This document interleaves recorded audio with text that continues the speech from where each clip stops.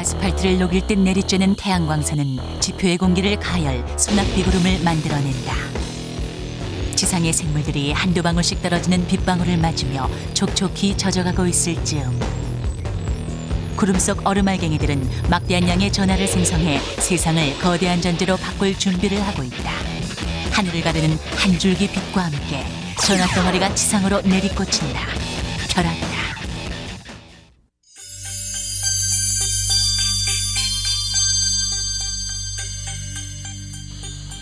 병호야, 전화 받아라. 안 좀 잠겨. 얼른 일어나 전화 받아. 아, 새벽부터 누구래요? 아이고, 남들은 점심 먹는데 새벽이 다 뭐여. 얼른 전화 받아. 핵교랴.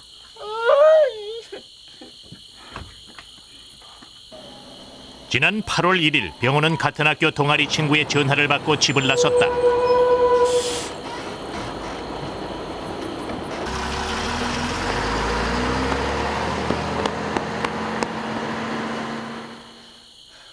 아유, 뭐가 저렇게 급해? 또 뭐라고 시간을 때우냐? 1시간 반에 한 대씩 있는 버스를 놓친 병호. 시간을 보내기 위해 평소 친하게 지내던 성훈의 집으로 향했다.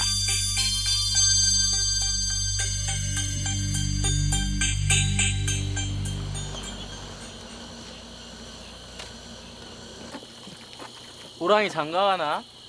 해 뜨고 비 오고 날씨가 왜 이래? 누가 아니래냐. 아침까지는 아주 더워 죽겠더만. 야, 괜찮아. 이런 빈 금방 그쳐. 어라.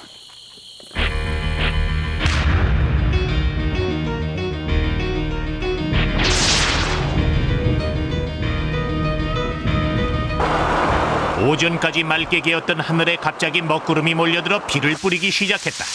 빗줄기는 순식간에 엄청난 폭우로 변했다. 우리 병호 학교는 잘 갔는지 모르겠네.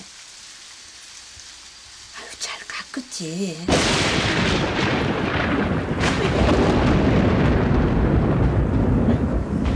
우리 셋째는 별거 없는지 모르겠네.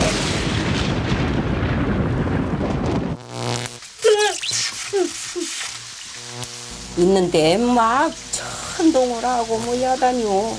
은하기에도 막 불꽃이 쾅 까더니 막 소리가 난게 알았지. 마지막에 놀래가지고 아이고 아줌마 나 갈게요.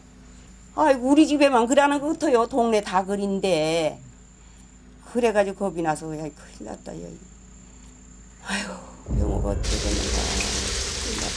그 시각 갑작스런 폭우를 만난 병호 일행이 비를 피하기 위해 달려간 곳은 근처 초등학교 안에 있는 느티나무 아래.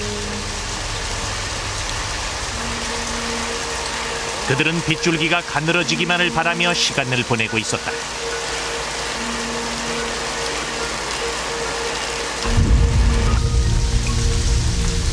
형, 거기 있을 거야? 일로 와. 같이 우산 쓰고 있자. 현식아, 빨리 와. 괜찮아. 좀 이따 갈 건데 뭐.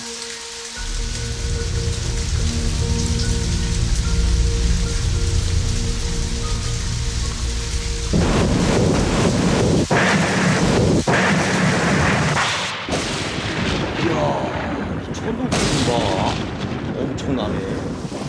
꼭 하늘이 무너질 것 같아요. 그러게요. 대낮인데 깜깜한 것 좀 봐요. 아유. 올여름 날씨는 정말 유난히요. 시간이 갈수록 빗줄기는 더욱 거세졌고 세 사람은 초조해지기 시작했다. 언제 고치려고 이렇게 퍼붓지? 글쎄 말이야. 이러다가 우리 집에 못 들어가는 거 아니야? 에이, 설마. 조금만 더 기다려보자, 형. 그래.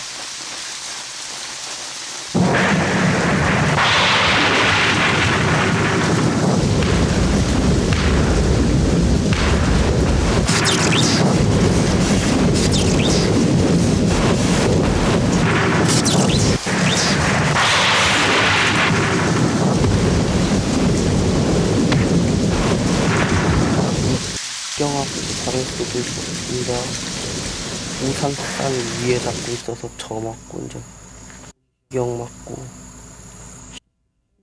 은 잘 모르겠어.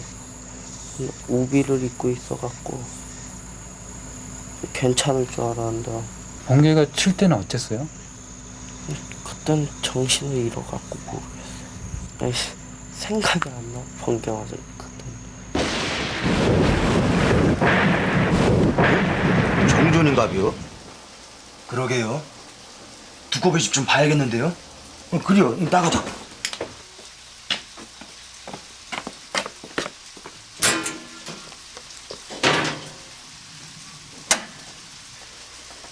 학교 어디에 벼락 맞은 데 있는 거 아니요? 글쎄요. 딴 데 어디 이상 없나 둘러봐야겠는데요? 그래요. 가보자고. 응? 갑자기 이제 전기가 나가가지고 나와서 이제 차단기를 한번 확인해보고 그리고 비가 너무 많이 오길래 한번 현관에서 이제 쳐다봤습니다. 이쪽 나무 쪽을 이렇게 보고 있는데 예? 저기 뭐지? 사람인가? 어디? 저기요! 사람이 여기에 이렇게 한 명이 누워있더라고요. 엎어져서요. 이상하다는 생각이 들어가지고 비는 갑자기 많이 오는데 이렇게 와봤어요, 제가요. 아이고! 아니 이거 아이고 학생! 아니 왜 이러는 거 이거? 어디 아픈겨? 벼락 맞았어요. 벼락? 저희 좀 살려주세요. 한 명은 거꾸로 쓰러져 있고 또 한 명은 이제 거의 누워있는 상태에서 살려달라고 그러더라고요. 뭐 벼락 맞았다 그러면서. 뭐 그냥 보는 순간에 이제 저는 일단 뛰어가서 우리 행정실장님한테 119에 좀 전화 좀 해달라고. 오후 2시 40분 신고를 접수한 119 구급대가 긴급 출동했다. 두 사람은 먼저 병호와 친구들을 건물 안 안전한 곳으로 옮겼다. 그리고 이제 119 전화하는데 인공호흡을 좀 시키라고 그러더라고요. 의식 없는 환자를. 그래가지고 인공호흡 시키고 이 가슴을 몇 번 눌러줬는데도 거의 뭐 의식이 없더라고요. 119 구급대가 현장에 도착했을 땐 2명의 학생이 의식불명의 상태였다. 일찍 읽고 나서 그 다음 기억나는 건 어떤 거예요? 세종초등학교 거실에서 119 구급도 하기 싫었을 때 그때 잠깐 생각나고 정신 또 잃었어요. 현장 도착하였을 때는 3명의 학생 중 1명이 의식은 물론 호흡과 맥박이 없는 상태였습니다. 그래서 즉시 심폐소생술에 들어갔지만 별 진전이 없어서 바로 이송을 시작하면서 심폐소생술을 계속 실시하였습니다.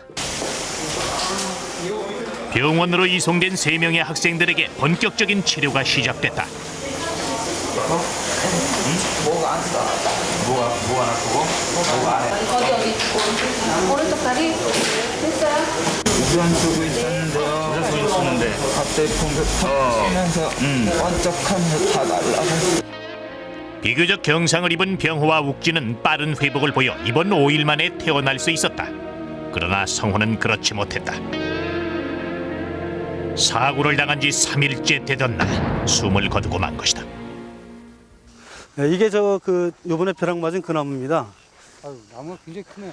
예, 이 학교 건립할 때 심은 나무이기 때문에 한 70년 정도는 됐다고 봐야겠습니다. 그날은 정확하게 확인을 못했는데 다음 날 보니까 이 나무에 그 상처가 있더라고요. 그래 벼락이 여기에 맞은 거다라는 생각을 했죠. 지금 여기 보시면은 요 밑에까지 지금 나무가 갈라져 있습니다. 1억에서 10억 볼트의 어마어마한 순간 전력을 방출한다는 벼락이 스치고 지나간 자리. 사고의 여파로 느티나무 역시 여기저기 상처를 입고 가지가 말라 죽는 피해를 겪었다. 벼락이라는 건요 10억에서 100억 볼트 되는 엄청난 양의 전이차이기 때문에 우리 몸 정도의 그 매개체는 전체가 다 벼락의 영향을 받는 걸로 되어 있습니다. 전기가 우리 몸을 통과하는 그 순간은 수십만 분의 1초 내지는 수백만 분의 1초의 아주 짧은 시간입니다. 거기에 심장이 반응을 하는 경우와 안 하는 경우의 차이겠죠. 결국 그 살아났던 두 분은 피부의 외상이라든지 화상만으로 끝났던 거고, 그 사망에 이르렀던 그 환자분은 심장에 관통이 발생되고 그 심장이 전기에 반응을 한 거죠. 같은 장소에서 똑같이 벼락을 맞았는데 유독 한 사람만 사망한 이유는 무엇일까?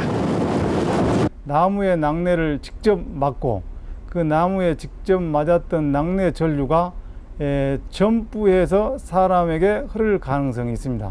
그래서 나무 밑에 있을 때에는 최소한 나무 기둥이나 나무 이파리 등으로부터 2m 이상의 거리를 유지하면서 자세를 낮게 하는 것이 비교적 안전한 방법입니다. 사고 당시 앉아있던 친구들과 달리 홀로 서 있었던 성훈. 그만큼 나무와 가깝게 위치해 있었다. 때문에 나무에 떨어진 벼락은 다른 두 친구보다 성훈에게 더 큰 충격을 주었을 것으로 추정할 수 있다. 어떤 낙뢰의 위험이 있을 때에는 일단 자세를 낮추고 주변을 살피면서 그런 안전한 장소를 찾는 게 급선무라고 생각을 합니다. 자동차 안이나 어떤 동굴 안이나 어떤 건물 안으로 들어가는 것이 가장 안전한 방법입니다. 벼락이 칠 때는 상수도나 전선을 따라 전기가 흐를 수 있다. 따라서 가전제품이나 전화기의 코드를 빼놓는 것이 좋다. 또한 샤워기를 이용한 목욕은 절대 금물이다. 사고를 당한 지 한 달. 병호는 아직 따르던 형을 잃은 슬픔에서 벗어나지 못하고 있다. 무조건 번개맞기 10초 전이라도 돌아가고 싶은데. 왜 돌아가고 싶어요? 형 보고 싶어서. 형 보려면 안전한 데다가 정한선 발로라도 걷어차갖고 멀리 떨어뜨리고 저도 같이 도망갈 수 있으면 도망갔을 것 같아. 무조건 다시 살아 돌아왔으면 좋겠어.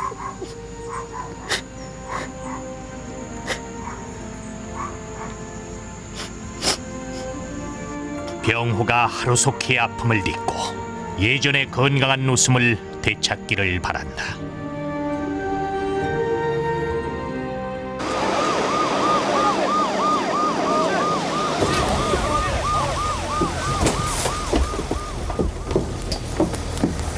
벼락을 맞고 쓰러진 경우 겉으로 보기에는 마치 죽은 사람처럼 보이는데요. 사실은 벼락을 맞고 순간적으로 심장이 멈춰진 상태라고 합니다. 따라서 호흡을 신속하게 유지시켜준다면 살아날 가능성이 높다고 하는데요.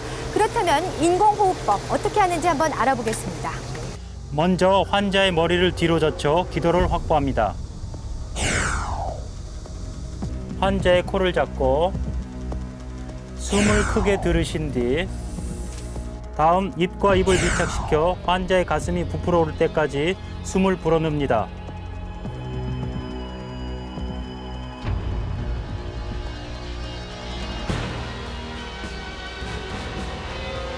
입을 뗀 뒤 환자가 내쉬는 숨을 뺨으로 확인합니다.